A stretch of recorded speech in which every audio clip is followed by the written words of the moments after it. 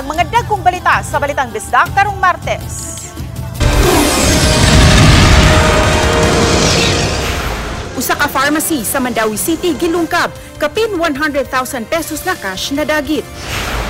Posibleng pagkatap sa MPAC sa mga tunghaaning pag-abli sa klase, gipangandaman na sa DepEd 7. 200,000 pesos nga balor sa marijuana na sakmit gikan sa 18 anyos nga lalaki sa Lapu-Lapu City. Ug anti-rabies campaign sa Talisay City gihingusgan. Kini ang GMA Regional TV, Balitang Bisdak. Maayong hapon, ako si Cecil Kibod Castro. May biktima sa pagpanglungkab ang usa ka pharmacy sa Barangay Hagubiao, Mandawi City kung diin nadagit ang gibanabanang usa ka gatos ka libo ka pesos nga halin sa tindahan. Ano ang report ni Nico Sereno? Gikordon o gisecure sa kapulisan kining pharmacy sa Maydan MC Briones sa Barangay Hagubiao. Padung mag-alas 6 kaganihang buntag, dihang mangabli na unta ang mga staff na diskubrian ang nahitabo. Nagkatag na sa sud ug ingong gisuwayan na pagligwat ang ATM o automated teller machine. Nadiskubrian usab ang dakong bangag sa bungbong kilid sa maong tindahan. Tupad lang kini sa bakante apan gikural nga yuta nga nalibo na sa mga tanom. Gituhang didto miagi ang mga sospek nga mibakbak sa bungbong. Na ay information nga mga kasilinganan rasad pod ng residente sa maong establishment nga nakaingon rasad pod nung mga 3 days nga nana na sila mga nadunggan nga pagpangdukdok sa area. So wala lang jud sila mga attempt sa pag-check or pagpangsumbong. Matud sa caretaker sa building, dili siya tig-atuan sa kilid sa ilang lugar kay pribadong yuta man kadto. Sa atubangang bahin ra ang iyang masusi kung mag-monitor magabi. Kay posible magkayog ari agi. Kay na buntagay ang mga ang kaning mga kuan magbuntagay man. Oh, wala habal ya. Nya ini mga alas 2, alas 3 ada. Basta makamatag ko. Amo-ambo ra ko dress ko ibabaw. Sa investigasyon sa kapulisan, na-recover ang mga gituhang gigamit sa mga suspitsado, sama sa gabas sa puthaw ug bara. Matud sa kapulisan, wala milampos ang mga sospek sa pag-abli sa ATM kay duna pay laing vault sa sulod niini. Ang nadagit sa mga suspitsado halin sa pharmacy nga gibanabanang moabot og 100,000 pesos. Gibanabanang tulong ngadto sa 5 ka mga tawo ang responsable. May CCTV footage na sila nga gisubay apan giingong nakataptap ang mga sospek. Makuha na to nung planado gyud siya nga pagpanguha nila sa kwarta sa usa ka establishment kay knowing nga katong mahibaw-an nila kung asa jud dapita ang area, asa sila mangbakbak ug ang time kung kanusaan nila sudlon. Paghulagway sa PNP, isolated case ang nahitabo ug gitutukan na nila ang investigasyon aron masulbad kini. Uban ni Godfrey Relien, Nico Sereno, Balitang Bisdak. Gipangandaman na sa Department of Education Regional Office 7 ang posibleng pagkatap sa MPAC sa mga tunghaan. Subay sa nagsingabot nga pagsugod sa klase karong buwana, wala mo kumpiyansa ang DepEd sa posibilidad nga makaabot sa mga tunghaan ng MPACs. Busa karon pa lang, gipahanay na ni Dr. Salustiano Jimenez, Regional Director sa DepEd 7, ang mga buhaton, apil na ang pagsiguro nga dunay igong supply sa tubig aron mapabilin ang kalimpyo sa mga tinunan. Mustog yut usab sila nga magsulob og face mask, apan mag-agad sila sa Department of Health kabahin niini. Unang gipadayag sa DOH-7 nga dili na kinanghanlanon ang face mask, sanglit dili man kini airborne, kundi skin to skin o body contact. Gidugang ni Jimenez nga andam usab nilang gamiton ang template kaniadto sa COVID-19, diini patuman nila ang modular learning sa mga tinunan kung adunay kaso sa MPAC sa usa ka tunghaan. Iapil nila kini sa paghisgot uban ang mga ginikanan inigsugod na unya sa klase. But we are already informing our schools, our superintendents to make sure that there shall be there are ways na mga protocols unsaon nga para ang mga bata niya balik nga safe. So i-identify gyud na kanunay. So matong ingon ganina nga kinahanglan na agyud kay minom kay tubig, manghugas yun dahil sa kamot ug asa sila og na sila sa congested area, so pwede sila mag face mask.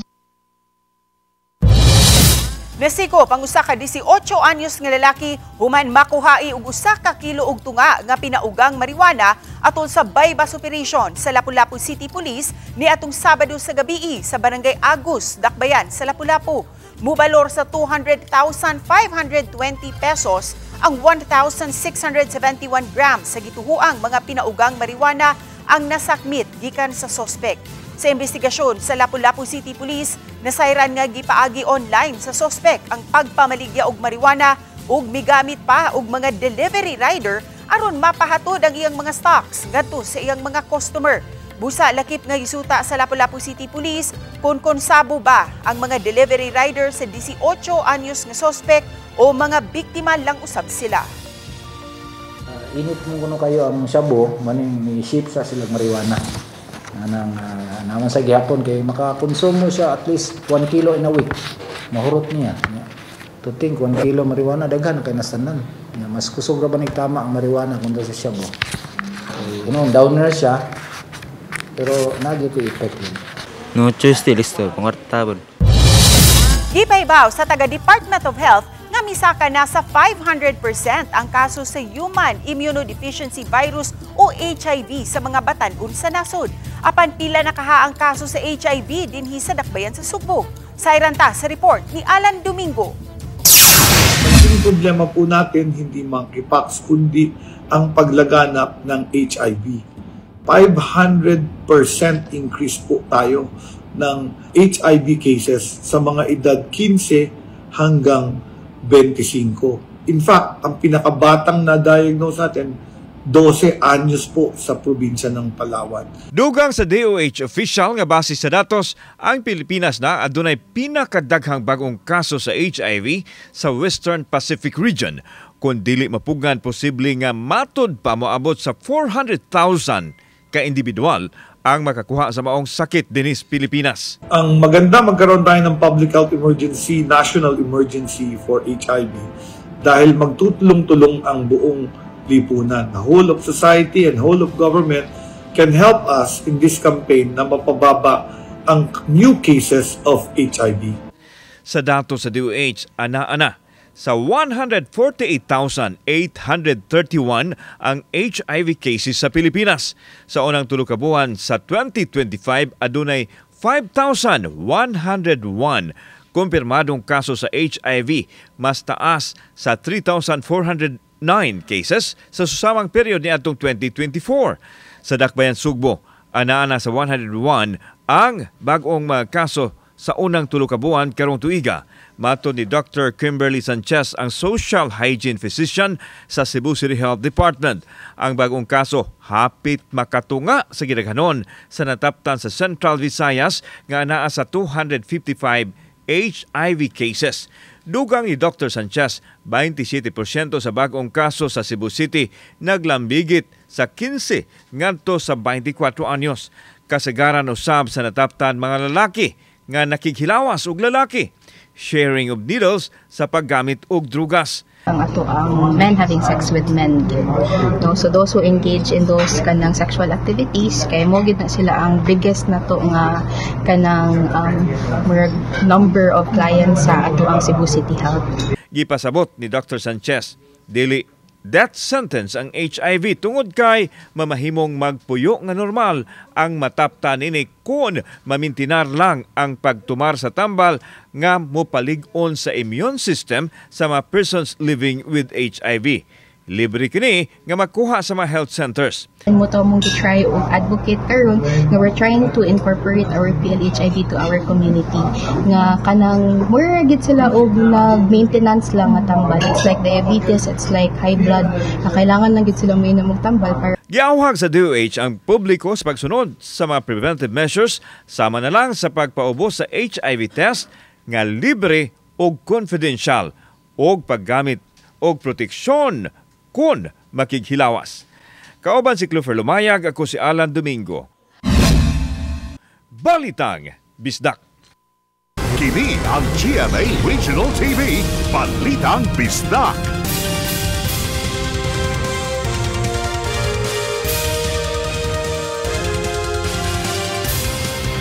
Kini ang GMA Regional TV, Balitang Bisdak. Tulo ka mga traffic enforcers sa Lapu-Lapu City nagpositibo sa surprise drug test. Samtang sa Mandawi City, 8 ang nagpositibo sa drug testing karong tuiga. Ang kinatibuk ang detalye atong sayran sa live report ni Luan Mayrondina. May?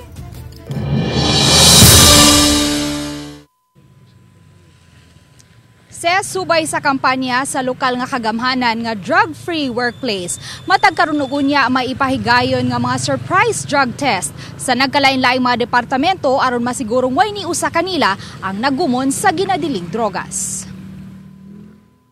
Sa 205 ka mga personnel sa City Traffic Management System kon CTMS sa Lapu-Lapu City, 197 lang kanila ang nitunga sa ilang tigom niadtong Domingo sa buntag ug napaubos sa surprise drug test. Duha kanila ang nagpositibo, usa sa paggamit og shabu, samtang ang usa sa paggamit og marijuana. Samtang sa 8 nga absent niadtong Domingo, 7 ang niapas pagpa-drug test kagahapon sa buntag ug usa-usab ang nagpositibo sa paggamit og shabu. Gikonpermar mismo ni Mario Napole, pango sa CTMS, nga ang tulo ka mga traffic enforcer nga nagpositibo sa surprise drug test lakip sa mga gipangdudahan na niya nga tigamitan og gidiling drogas. Gani ang usa kanila wala na gipa-duty ni Napole, human siya nakadawat og taho nga may mga higayon nga maglakaw na kini nga walay sapot. Apan nito nga gayud kini kagahapon, Lunes, nga naka-uniforme pa ug nagpaubos sa surprise drug test. Yan, doon siya ako nag-uniform pa. Iko, di igiti ka pa-dutihon kung dili ka ma-drug test. Siya. Karoon, gipa-drug test. Positive man. So, wala na ako ma-dutiha kay kuyawan ko niya o sugmat niya yung kasada ba. Matod ni Gary Lau, pango sa City of Lapu-Lapu Office for Substance Abuse Prevention kon CLOSAP, nga mismong si Mayor Junard Ahong Chan ang nimando nga mapaubos sa surprise drug test ang mga personnel sa CTMS. Tataw o klaro man ang statement sa ato ang mayor, the executive order that was issued as well as our city ordinance, job order, once mga tested positive, of course, i-terminate. Yun sila. Nagpaabot na lang sila sa amuang, napaabot na lang ang HR o ang city admin sa amuang report. Samtang sa Mandawi City, moabot sa 8 tanan ka mga empleyado sa Mandawi City Hall ang nagpositibo sa mga surprise drug test karong tuiga.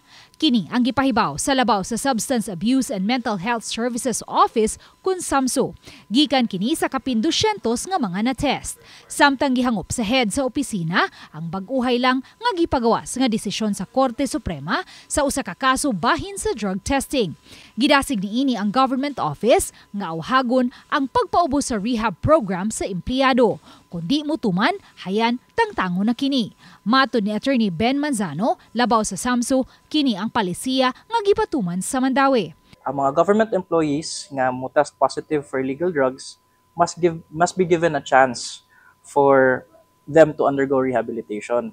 Then si dismissal can only be considered if mo refuse sila to cooperate or mo fail sila sa intervention program. The City of Mandawi, mauni siya nga to ang polisiya nga nasa tong enhanced drug-free workplace.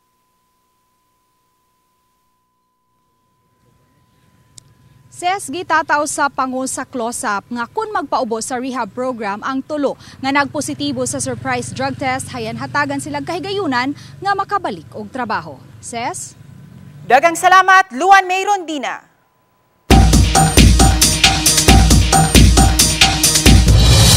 Gitagbo sa Talisay City LGU ang mga disaster o health personnel sa 44 ka mga pampublikong eskwelahan sa Talisay City aron pagtuki batok mpox ning pagbukas sa klase.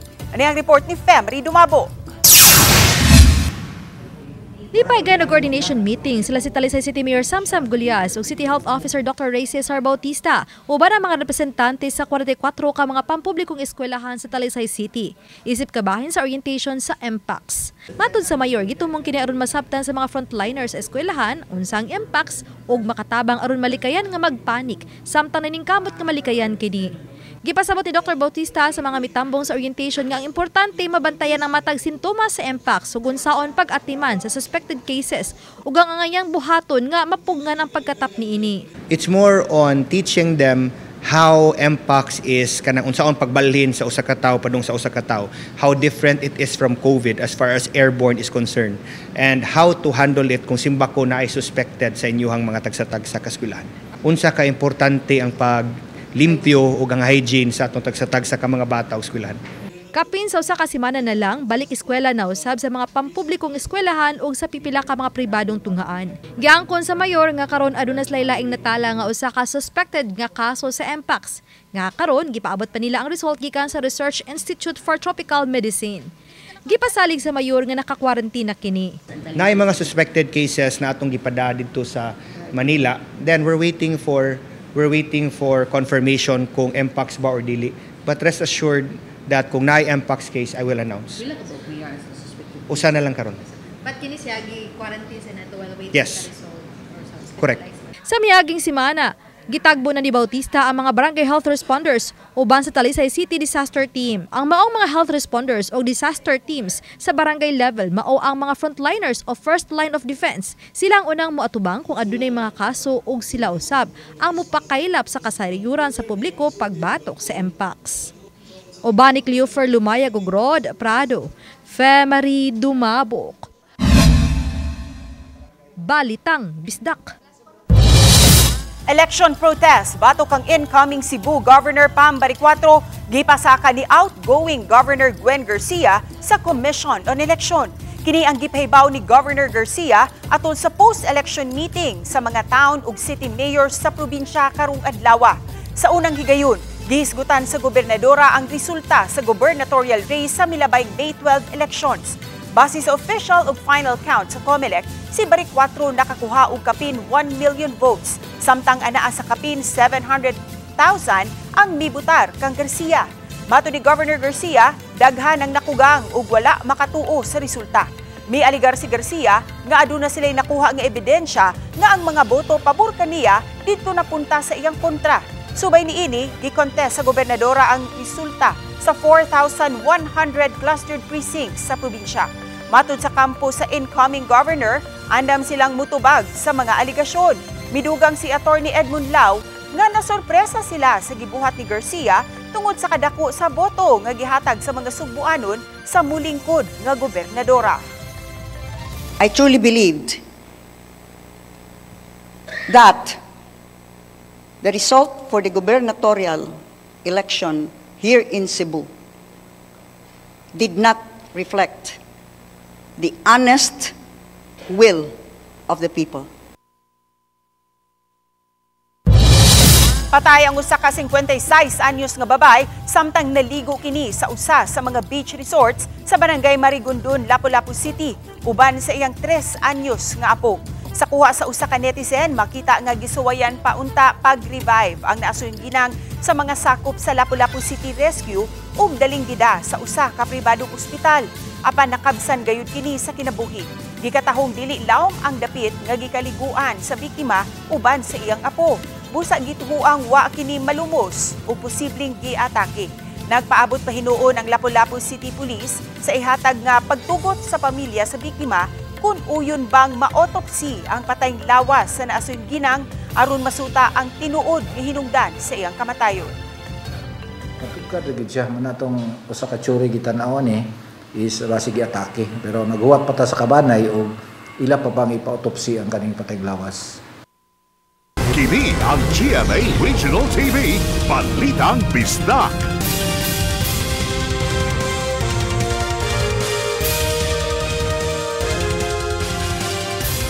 Kini ang GMA Regional TV, Balitang Bisdak.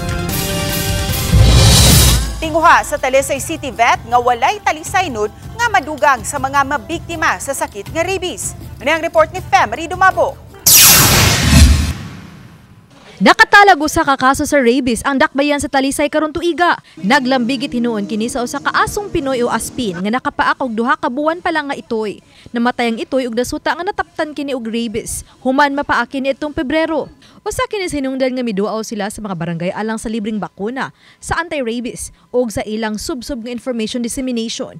Miyawag si Dr. Maria Christine Hope Dihadena, Talisay City Veterinarian, nga pabakunahan gyud ang mga binuhing iring ug iro batok sa rabies kung mag-edad na kini og 3 ka buwan ug siguruhong matag tuig kining mabakunahan. Karong bulana, duawon nila ang bukirang mga barangay sa Talisay City, mga elementary school, aron tudluan ang mga bata nga likayan ang pagpanghilabot sa mga iring ug iro sa kadalanan ug bisan na diha sa ilang mga panimay, aron dili sila mapaakan. Ilabi na panahon sa bakasyon ug sa pag-abli na unya sa klase nga dunay daghang mga bata. Usual nga maigo og kanang rabies ang edad og 5 to 14 years old. Ma-aware especially sa mga kids no kay usually manggod ang mga maigo og gidani nga to ang makakuha gid sa rabies no kani maging mga bata. So para aware sila kung unsay angay buhaton if ever maka-encounter sila no og mga ana yes. For awareness. Karong adlaw usab tibuok adlaw mipahigayon ang Talisay City Vet og pagpamakuna og anti-rabies vaccine, pagpanghatag sa mga tambal og bitamina sa mga binuhing iring ug iro, lakip na usab ang libreng ligit og pakapon. 2023. So sa karon nga year wala tay murag human nga kaso pero naatay mga kanang positive noon nga iro no, naatay usa ka buok nga natala nga positive siya sa rabies. Aside sa mga benepisyo na mahatag sa spay and neuter and vaccination is more sa info dissemination kung unsa say mga responsibilidad nimo kung ikaw usa ka fur parent. Oban ni Cleofer Lumayag ug Rod Prado, Femery Dumabo. Balitang Bisdak. Napulo ka suspected mpox cases sa Bohol ang gi-monitor sa Provincial Health Office. Kini ang gikumpirmar sa PHO karong adlaw. 5 sa suspected mpox case ang anaa sa Tagbilaran City ug tag-usa gikan sa lungsod sa Hagna, Pilar, Dagohoy, Clarin ug Inabanga. Mato ni Dr. Proserma Mary Uy, officer in charge sa PHO, gipadala na ang mga sample sa Research Institute for Tropical Medicine kun RITM sa Muntinlupa City ni atong May 30 para sa confirmatory test. Dugang sa doktor nga gi-isolate na ang mga suspected mpox patients ni atong miaging semana. Gipagawa si Governor Enrico Aristotelo Limitado ang Executive Order No. 28 nga nag-umol sa Provincial Task Force on Mpox. Gilusad usab sa probinsya ang Mpox hotline nga 0930-251-3020 alang sa paspas nga pagbalita sa mga kaso sa Mpox sa probinsya. Gipahimangnuan ng publiko sa pagsunod sa mga health protocols ug magpabiling kalmado. Kasamtangang gihimo ang halapad nga monitoring aron malikayan ang maong sakit. Tulo ka mga atlet ang Talisay nun nakasakmit og medalya sa gipahigayong Palarong Pambansa 2025 sa Lawag, Ilocos Norte. Sila si Triton Blue Garcia, kinsa nakasakmit og bronze medal sa duwa nga chess. Samtang bronze medal usab ang nakuha ni J. Rafael Joshua Fernandez sa duwa nga boxing. Bronze medalist usab si Charmaine Parba sa billiards 8 ball. Mapasigarbuhon si Talisay City Mayor Samsam Gulyas sa tulo ka mga atlet ang Talisay noon sa ilang abilidad sa nagkalailaing sport events. Si Gulyas mitataw nga dili lang kini medalya ang ilang nasakmit, kundi simbolo kini sa ilang paningkamot ug kadasig sa mga Talisay noon. Gikatakdang pasidunggan ang tulo ka mga Talisay noon nga athlete sa konseho sa syudad. Samtang lakip nga giila sa Talisay City LGU ang laing tulo ka mga Talisay noon nga midaog sa National School Press Conference 2025. Nakakuha sa first place sa Photojournalism English si Jason James Rosel, samtang third placer usab sa Photojournalism Filipino si Elvin Bukaw Jr. Ang duha nga parehong gikan sa Talisay City National High School, samtang fourth placer si James Andrew Valendez sa Editorial Cartooning English Competition. Lakip nga gipasindungan sa LGU ang ilang coach nga si Candice Grace Make ug Oscar Zabate. Gawa sa pasidungog, giandam usab ang ilang mga cash incentives. Ang RSPC, it's something that I have to talk to the council about. Unsa pagtabang sa RSPC para maghimo ta ordinansa na ang makadaog sa RSPC nagi madawat sa city government. But as far as gold medalist or medalist sa palanong bansa, na natay ordinansa na makahatag og tabang niya na. Sa pagsud sa buwan sa Hunyo, formal nang gibuksan sa Dakbayan sa Mandaue ang Pride Month.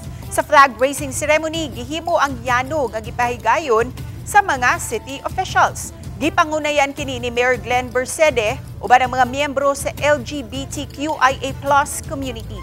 Usa ka giant pride flag ang gibandera at ubangan sa Mandaue City Hall. Naila ang syudad tungod sa mga pag-advocate sa mga palisiya alang sa patas nga pagtratar sa tanang tao taliwa sa sexual orientation. Sama sa naandan, nangunay ang Mandaue pag-organisar og lain-laing aktibidad ning maong buwan.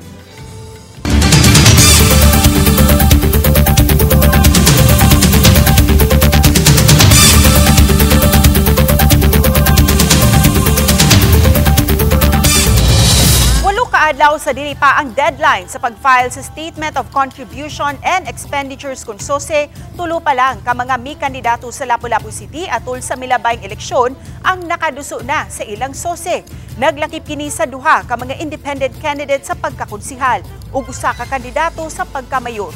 Busa subling gipahinumduman ni Attorney Ann Janet Lamban, election officer sa COMELEC Lapu-Lapu City, ang tanang mga nagpapili sa milabayng eleksyon sa pagduso na sa ilang SOSE ug dili na huwaton pa ang June 11 nga deadline. Partikular niyang gipahinumduman ang mga nakadaog atol sa eleksyon kay wa pay ni usa kanila ang nakaduso silang SOSE ug rekisito kini sa ilang paglingkod unya sa katungdanan. Akong panawagan nga kung palihog lang ayaw ninyo paabota or iabot sa June 11 which is the deadline. Mas maayo nga karon sayo-sayo this week maka-file na mo kay aron mahapsay ang pag-filing. Gikalitan pag-inspeksyon sa Bureau of Jail Management and Penology kung BJMP7 ang Talisay City Jail Female Dormitory. Ang Greyhound Operation gipasiugdahan ni Jail Superintendent Eric Relucio sa Operations Division sa Regional Office sa BJMP. Ang programa gitawag og Oplan Linis Piitan nga nagsiguro nga walay kontrabando nga makasud sa pasilidad. Kini ilabi na sa illegal nga drogas nga ipalusot. Wala hinuoy bisan usa nga kontrabando nga nakita sulod sa maong pasilidad nga nakumpiska atol sa Greyhound Operation. Una niini ang bago nga gitudlo nga Regional Director sa BJMP nga si Jail Chief Superintendent Luisito Muñoz ang mipahimangno siyang mga sakop nga likayan gayud ang pagpalusot sa kontrabando. Tinguha usab niya nga masulbad ang kahuot sa mga prisuhan. Samtang 42 usab ka mga lalaking PDL ang nakahuman og migraduar sa vocational course nga Electrical Installation and Maintenance. Nakikpartner ang Talisay City Jail Male Dormitory sa usa ka pribadong Vocational Training Assessment Academy nga mao'y nagbansay sa mga PDL sa nagkadaiyang vocational course. Usalang kini sa mga programa ubos sa education and skills training behind bars nga parte sa rehabilitation sa mga PDL nga magamit kung mubalik na sila sa komunidad. Gikatakda nga mag-opisina sa Dakbayan sa Talisay ang Regional Explosive Ordnance Disposal EOD ug ang K9 Unit 7. Si Police Major Jular Molina Cortez, kauban ni Talisay City Police Station Chief Police Lieutenant Colonel Myla Maramag ang mibisita sa buhatan ni Mayor Samsam Gulya sa pagkortisikol. Dini ilang gipahibaw ang mayor sa ilang tinguha nga mag-opisina sila sa Talisay City. Butang nga gihangop sa mayor kay matudpad ako kini og tabang sa mga Talisaynon sa pagsiguro sa seguridad sa Dakbayan. Subay niini gisugdan na ang coordination para sa himuong opisina ug apil sa gihan-ay nga regular nga maintenance ug pasilidad alang sa mga K9 nga maoy gamiton kung adunay bomb threat.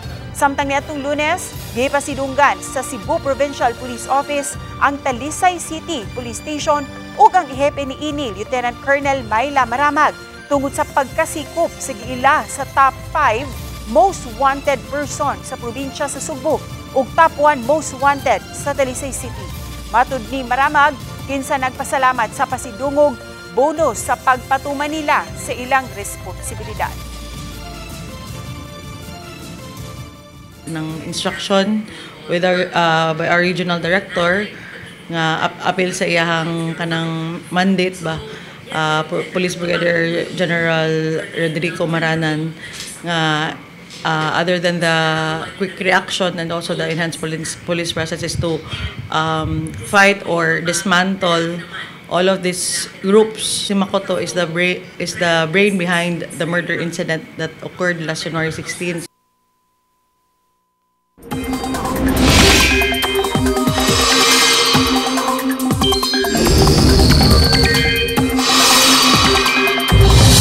Gideklarar na sa Pag-asa nga opisyal na nga nagsugod ang panahon sa ting-uwan human mabantayi ang nasinating katag-katag ngadto sa halapad nga pag-uwan-uwan tungod sa habagat. Padayon nga nakaapekto ang habagat sa Luzon samtang gabalik-balik ang epekto usab sa Intertropical Convergence Zone kun ITCZ sa pipila kabahin sa Mindanao. Localized thunderstorms usab ang nasinati sa ubang bahin sa nasod.